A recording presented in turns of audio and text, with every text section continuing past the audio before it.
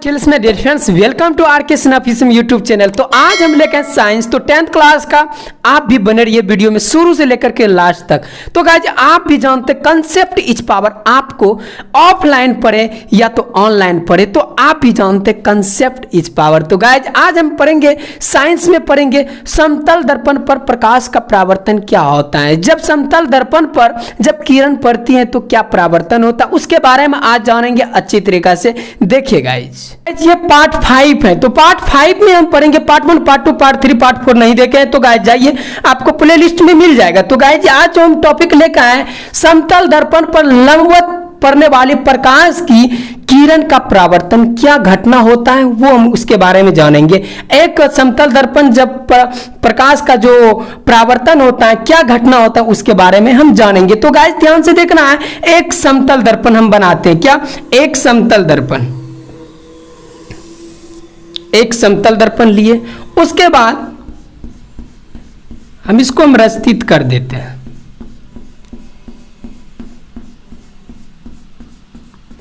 इसका नाम ए, इसका नाम बी, ठीक है।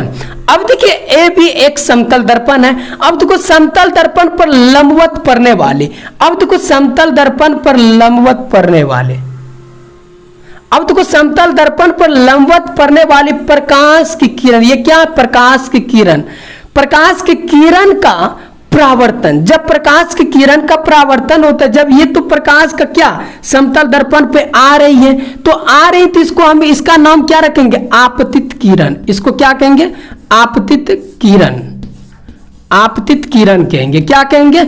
आपतित किरण। अब देखो इसका नाम क्या है? आपतित किरण। इसका नाम दे दे तो P, इसका नाम दे दो N, ठीक है। इसका नाम क्या? N दे देते हैं यहां पर N, तो यहां पर दे देते हैं यहां, ठीक है। ये हो गया। उसके बाद क्या हो रहा है? आपतित किरण। अब देखो क्या कह रहा है, तो प्रकाश की किरण का परावर्तन के बाद उसी पथ पर, उसी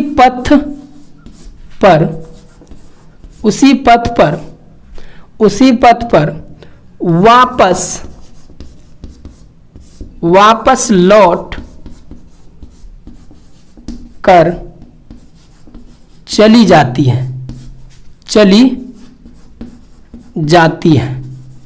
वापस लौटकर चली जाती है। तो गाइस ये आपको समझ में आया होगा। तो के बाद अब परावर्तन के बाद जो उसी पथ पर वापस लौटकर चली जाती है।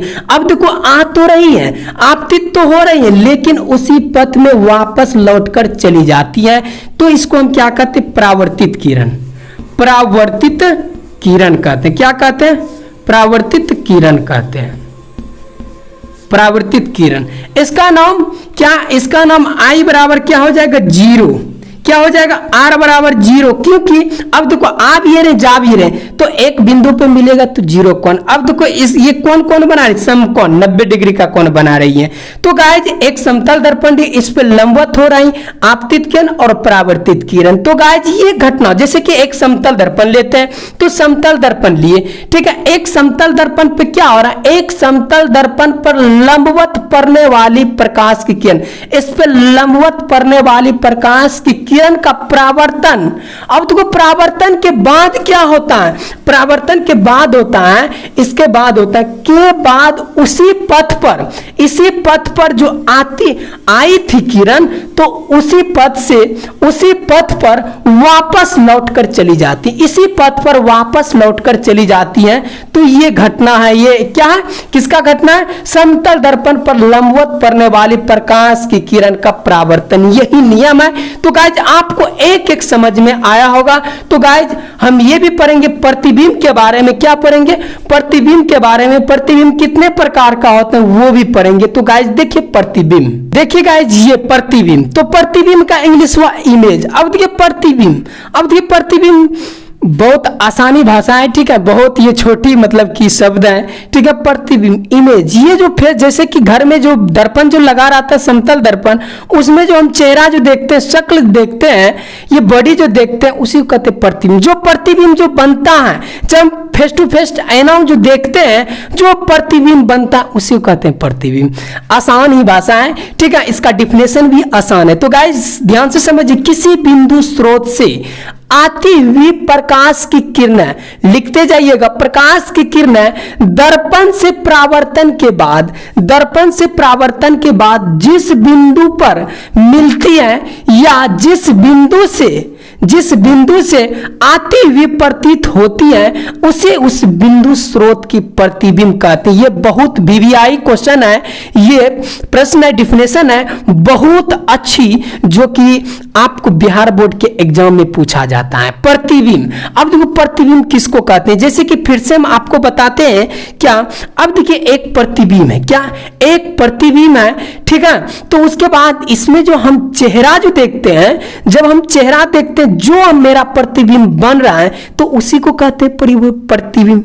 तो समझ में आया कि नहीं आया? तो जो हम घर में जो समतल दर्पण प्लेन मिरर जो लगा रहता है, उसमें जब बॉडी देखते हैं, तो जो हमको क्या प्रतिबिंब बनता है, जो इमेज बनता है, उसी को कहते हैं प्रतिबिंब। तो गाइस वही परिभाषा में, किसी बिंदु स्रोत से आती हुई प्रकाश की किरणें दर्पण से परावर्तन के बाद, परावर्तन के बाद क्या होता है, परावर्तन के बाद लौटती है और परावर्तित होती है, दोनों होती हैं। तो परावर्तन के बाद वो जिस बिंदु पर मिलती है, जिस बिंदु पर मिलती है, तो या जिस बिंदु से आती हुई प्रतीत होती है, उसे इस बिंदु स्रोत का प्रतिबिंब कहते हैं, इमेज कहते हैं। तो आपको समझ में आ गया होगा। तो ये भी जानेंगे प्रतिबिंब कितने प्रकार का होता है, ये भी जानेंगे। तो गाइस देखिए, ठीक है, ये भी जानेंगे प्रतिबिंब, तो जान गए प्रतिबिंब किसको कहते हैं, ये भी जानेंगे प्रतिबिंब कितने प्रकार का होता है। प्रतिबिंब दो प्रकार का होता है, क्या प्रतिबिंब दो प्रकार का होता है। पहला होता है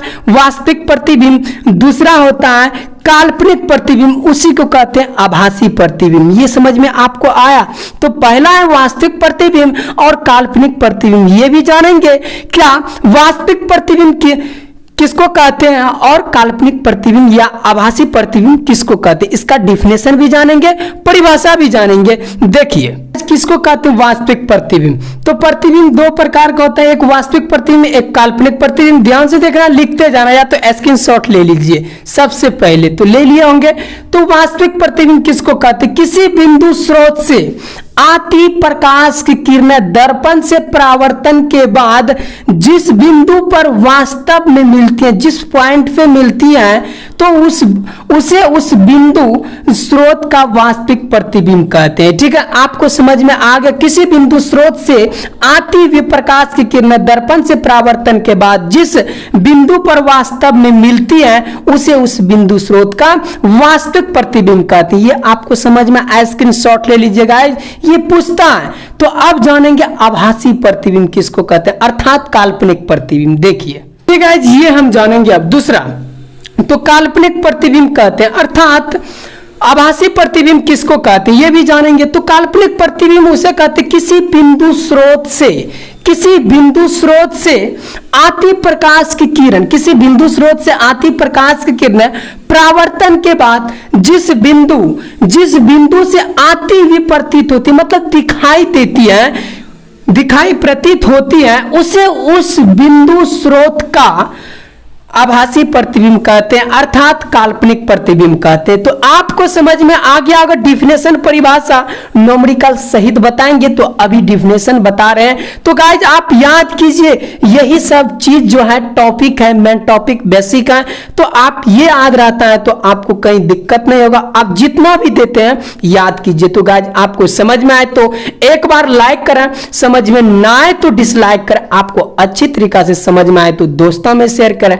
आपको अच्छी तरीका से कंटेंट मिलता है तो आपको समझ में आता है तो एक बार चैनल को सब्सक्राइब करें, दोस्तों को भी बोलें, क्योंकि नए चैनल है, आप सबके सपोर्ट से बहुत कुछ करने वाले हैं और अच्छी अच्छी जानकारी और बहुत बेहतरीन जानकारी लेके आएंगे, कहीं दिक्कत नहीं होगा। तब तक के लिए जय हिंद, जय भारत।